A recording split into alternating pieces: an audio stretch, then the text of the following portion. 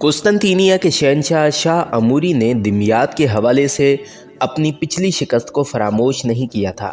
جب سلطان نور الدین محمود زنگی کے لشکر نے بروقت دمیاط پہنچ کر شاہ اموری کے سارے منصوبے کو خاک میں ملا دیا تھا اور باقی کسر بارش اور ہوا کے طوفان نے پوری کر دی تھی، شاہ اموری اپنی اس شکست کو یاد کر کے اکثر پیچ و تاب کھایا کرتا تھا۔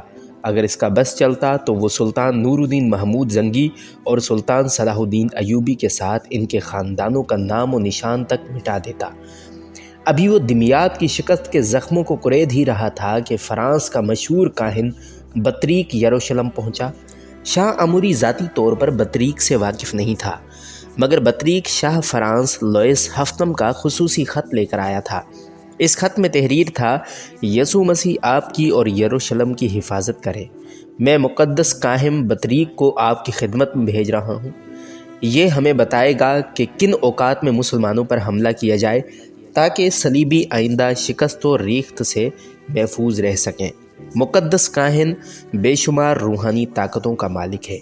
شاہ فرانس لوئس ہفتم کا خط پڑھ کر شاہ یروشلم اموری کے چہرے پر ناقابل بیان مسرت کی لہر دوڑ گئی اور وہ کاہن بطریق کے ساتھ بڑی عزت و احترام کے ساتھ پیش آیا۔ اموری نے فوری طور پر کاہن بطریق کے لیے اپنے محل کے ایک گوشے میں بہترین رہائش کا انتظام کیا اور بطرین کو دنیا بھر کی آسائشیں فراہم کر دیں۔ بطریق اپنے وقت کا زبردست ماہر نجوم تھا، مگر وہ بے خبر عوام پر اپنی برتری ثابت کرنے کے لیے خود کو کاہن کہا کرتا تھا۔ زمانہ قدیم میں کہانت ایک جادوئی عمل تھا جس کے ذریعے چھوٹے شیاطین آسمان پر جایا کرتے تھے اور فرشتوں کے درمیان ہونے والی گفتگو سن لیا کرتے تھے اور پھر وہی گفتگو زمین پر آ کر کاہن کو سنا دیتے تھے۔ کاہن اس گفتگو کی بنیاد پر بادشاہوں کی دربار میں بیٹھ کر پیش گوئیاں کیا کرتا تھا۔ پھر وہ باتیں سچ ثابت ہوتی تھیں اور سادہ لو عوام کی نظروں میں کاہن ایک مقدس شخصیت قرار پاتا تھا۔ اس کا تعلق آسمانی دنیا سے تھا۔ کہانت کا یہ سلسلہ صدیوں جاری رہا۔ پھر جب رسول اللہ صلی اللہ علیہ وسلم کی پیدائش مبارک کا وقت قریب آیا تو آسمان پر فرشتوں کے پہرے بٹھا دیے گئے اور شیطانوں کے تمام راستے بند کر دیے گئے۔ پھر بھی اگر کوئی شیطان آسمان پر جا کر فرشتوں کی گفتگو سننے کی کوشش کرتا ہے تو ایک جلتا ہوا ستارہ اس کا تعاقب کرتا ہے۔ اس طرح شیطان یا تو جل کر راکھ ہو جاتا ہے یا پھر فرار ہو جاتا ہے۔ موجودہ سائنس ان جلتے ہوئے ٹوٹتے ستاروں کو شہاب ثاقب کہتی ہے، مگر قرآن کریم کے مطابق یہ وہی ستارے ہیں جو شیاطین کو ہلاک کرنے کے لیے مارے جاتے ہیں۔ سورہ صافات میں اس کا مختصر ذکر موجود ہے۔ اس بندش کے باوجود کوئی شیطان اڑتی اڑتی نامکمل خبر زمین تک لے جاتا تھا اور کاہن کو منتقل کر دیتا تھا۔ اس طرح ہزاروں خبروں میں کوئی ایک خبر سچی نکلتی تھی اور کاہن کی دھوم مچ جاتی تھی، ورنہ حقیقتاً جو صحیح کاہن تھے انہوں نے اس حقیقت کا اعتراف کر لیا تھا کہ پیغمبر اسلام صلی اللہ علیہ وسلم کے دنیا میں آنے کے بعد کہانت ختم ہو چکی ہے۔ مگر بطریق ایک عیار شخص تھا۔ اس نے بعض جادوئی عمل کر کے ایک چھوٹے شیطان کو تسخیر کر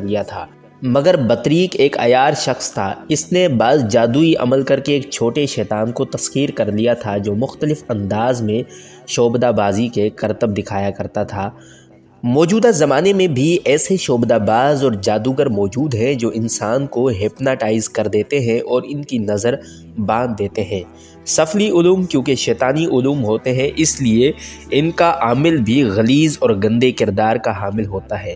کاہن بطریق کا بھی یہی حال تھا۔ وہ زیادہ تر شراب کے نشے میں غرق رہتا تھا اور اس کے ساتھ ہر وقت خوبصورت عیسائی لڑکیاں رہتی تھیں جو بطریق کی خدمت گار کہلاتی تھیں۔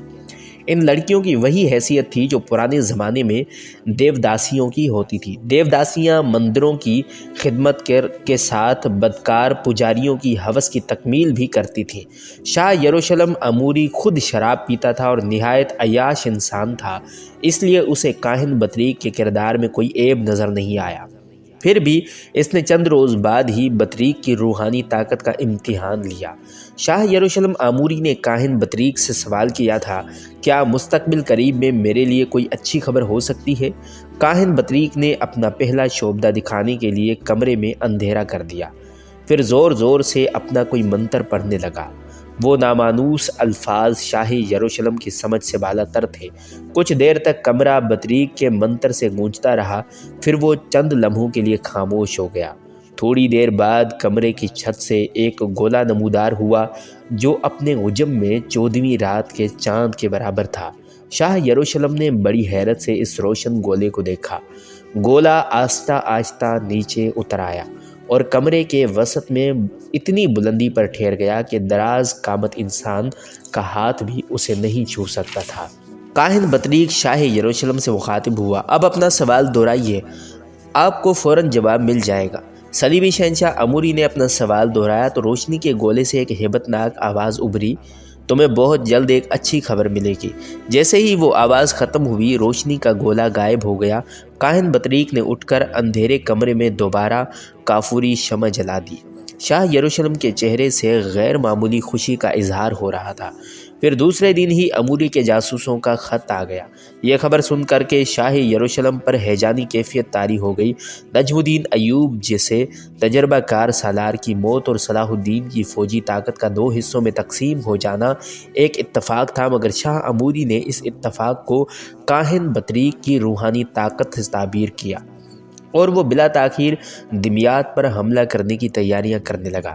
لشکر کی روانگی سے پہلے شاہ اموری نے بطریق سے مشورہ لینا ضروری سمجھا۔ مقدس کاہن، مجھے بتائیے کہ میری یہ جنگی مہم ناکام تو نہیں رہے گی؟ بطریق نے پہلے اپنے علم نجوم کی مدد سے کوئی وقتی ذائچہ بنایا۔ کچھ دیر تک غور و فکر کر کے اور حساب لگانے کے بعد اس کے ہونٹوں پر گہری مسکراہٹ ابھر آئی۔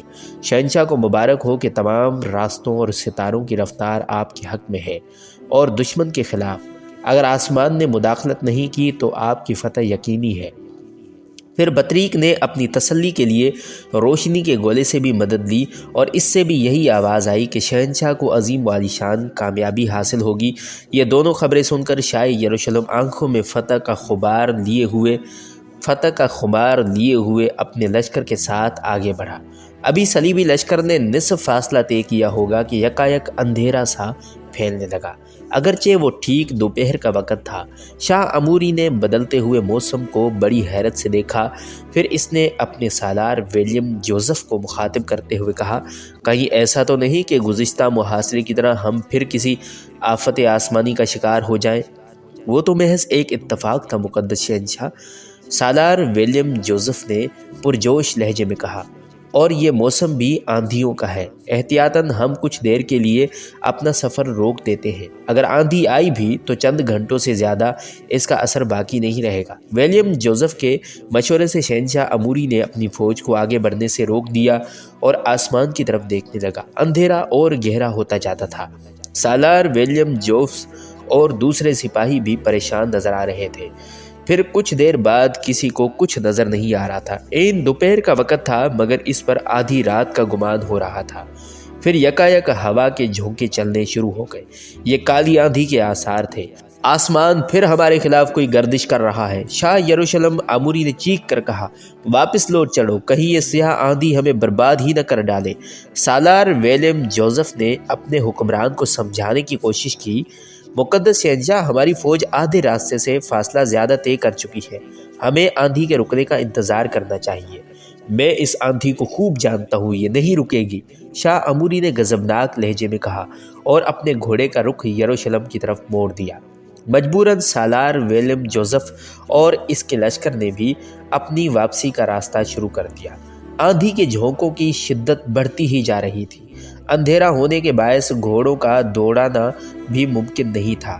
مجبوراً صلیبی لشکر بہت احتیاط کے ساتھ چونٹیوں کی چال سے واپس جا رہا تھا۔ شاہ اموری انتہائی غضبناک اور نفرت آمیز لہجے میں کہہ رہا تھا، کاہن بطریق نے کیسے کہہ دیا تھا کہ مجھے اس جنگی مہم میں عظیم و عالیشان کامیابی حاصل ہوگی؟ سب جھوٹ بولتے ہیں۔ پھر ایک اور حیرت انگیز صورتحال پیدا ہو گئی۔ اندھیرا ختم ہو گیا مگر آندھی کے جھونکوں میں پہلے سے زیادہ تیزی پیدا ہو گئی۔ ہر طرف صحرا کا غبار ہی غبار تھا جس نے تمام صلیبی سپاہیوں کو اپنی لپیٹ میں لے رکھا تھا۔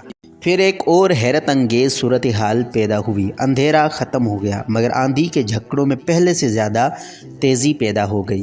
ہر طرف صحرا کا غبار ہی غبار تھا جس نے تمام صلیبی سپاہیوں کو اپنی لپیٹ میں لے رکھا تھا۔ کسی قدر اجالا ہونے کے سبب عیسائی سپاہیوں کو راستہ نظر آنے لگا تھا۔ مجبوراً شاہ اموری اور اس کی فوج کو پوری رات کھلے میدان میں گزارنی پڑی۔ ان کا خیال تھا کہ رات میں آندھی کا زور ٹوٹ جائے گا، مگر حیرت انگیز طور پر ہوا کے جھونکوں کی شدت میں کوئی کمی نہیں آئی۔ پھر جب صبح ہوئی تو صلیبیوں نے دوبارہ واپسی کا سفر شروع کر دیا۔ بالآخر یہ شکست خوردہ لشکر یروشلم کے قریب پہنچا۔ تقریباً تمام سپاہی اس خوفناک آندھی سے متاثر ہوئے تھے۔ شاہی یروشلم اموری بھی کئی بار گھوڑے سے گرا تھا اور اس کے جسم پر کئی ہلکے زخم آئے تھے۔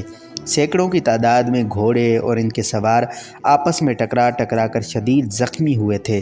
جن کے لیے سفر جاری رکھنا مشکل تھا وہ اسی صحرا میں لاوارثوں کی طرح پڑے رہے اور بھوکے اور پیاسے مر گئے۔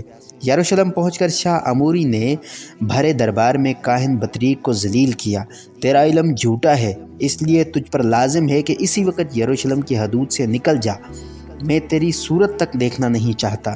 بطریق بہت عیار انسان تھا، اس نے پہلے ہی اپنے بچاؤ کا ایک دروازہ کھلا رکھا تھا۔ وہ بڑے باوقار انداز میں کھڑا ہوا اور اس نے انتہائی پرجلال لہجے میں شاہ اموری کو مخاطب کرتے ہوئے کہا، مقدس شہنشاہ کو معلوم ہوگا، میں نے پہلے ہی کہہ دیا تھا کہ اگر آسمان نے مداخلت نہیں کی تو اس جنگ میں آپ ہی کو فتح حاصل ہوگی، مگر اس کا کیا علاج ہے کہ اس بار بھی آسمان نے مسلمانوں ہی کا ساتھ دیا؟ اب آپ ہی بتائیے کہ میں کیا کر سکتا ہوں؟ کاہن بطریق کا جواب سن کر اموری نرم پڑ گیا۔ پھر انتہائی افسردہ لہجے میں بولا، مجھے یہ بتا کہ آسمان پر کس کی حکومت ہے؟ کاہن بطریق نے برجستہ جواب دیا، خداوند یسوع مسیح کے سوا آسمان پر کس کی حکومت ہو سکتی ہے؟ تو پھر کیا خداوند سے ہم سے ناراض ہیں؟ یہ کہتے کہتے شاہ یروشلم کا چہرہ بہت زیادہ اداس ہو گیا تھا۔ یقیناً کاہن بطریق کا جادو چل گیا تھا۔ اس نے اپنی آواز میں مزید رعب و جلال پیدا کرتے ہوئے کہا، اگر ایسا نہ ہوتا تو لاکھوں کا صلیبی لشکر چند ہزار مسلمان سپاہیوں سے کیسے شکست کھا سکتا تھا؟ پھر خداوند ہم سے کیسے راضی ہوگا؟ شاہ یروشلم اموری نے انتہائی غم زدہ لہجے میں کہا، اس شکست کی سب سے بڑی وجہ سلطان نور الدین محمود زنگی ہے۔ اچانک کاہن بطریق نے نیا انکشاف کرتے ہوئے کہا، جب تک وہ درمیان سے نہیں ہٹے گا صلیبی کوئی جنگ نہیں جیت سکیں گے۔ یہ سن کر شاہ یروشلم حیرت زدہ رہ گیا۔ پھر وہ انتہائی ناگوار لہجے میں بولا، اسے راستے سے کون ہٹائے گا؟ شاہ یروشلم بلڈون ثالث مرحوم نے ہزار کوششیں کر لیں، مگر سلطان نور الدین کو شکست دینے کی حسرت دل میں لیے ہوئے زیر خاک چلے گئے۔ شہنشاہ فرانس لوئس ہفتم، شہنشاہ جرمنی، شاہ قسطنطینیہ نے شکست کھا کر آئندہ سلطان زنگی سے جنگ نہ کرنے کا فیصلہ کر لیا۔ آج کل سب کے سب اپنی عشرت گاہوں میں دنیا کے مزے لوٹ رہے ہیں اور عیسائیت کو ایک مردہ لاش کی طرح مسلمانوں کی خوراک بننے کے لیے راستے پر پڑا ہوا چھوڑ دیا ہے۔ اچانک شاہ اموری کا چہرہ غصے سے سرخ ہو گیا تھا اور وہ بہت زیادہ جذباتی نظر آ رہا تھا۔ ملکہ ایلیز انگلستان جا کر بیٹھ گئی۔ بس انطاکیہ کے حکمران ریمنڈ نے صلیبی پرچم کو بلند رکھنے کی کوشش کی، مگر اسے بھی نور الدین کھا گیا اور اب سلطان کسی کو نہیں کھا سکے گا بلکہ اسے موت کھائے گی۔ کاہن بطریق نے اتنی بلند آواز میں کہا کہ پورا دربار گونج اٹھا۔ ایک لمحے کے لیے شاہ اموری کا چہرہ فطرت مسرت سے کھل اٹھا، مگر وہ دوسرے ہی لمحے انتہائی سخت لہجے میں کاہن بطریق سے مخاطب ہوا، اگر تیرا یہ دعویٰ درست ثابت نہ ہوا تو پھر مقدس شہنشاہ کو میری بات پر یقین کر لینا چاہیے کہ میں یروشلم چھوڑ کر کسی جنگل میں روپوش ہو جاؤں گا۔ کاہن بطریق نے انتہائی جذباتی لہجے میں کہا، اگر اس طرح بھی مقدس شہنشاہ کی تسلی نہ ہو تو میرا منہ کالا کر کے یروشلم سے نکال دیں۔ کاہن بطریق کی باتیں سن کر شاہ اموری کا غصہ ٹھنڈا ہو گیا اور وہ سلطان نور الدین کی موت کا انتظار کرنے لگا۔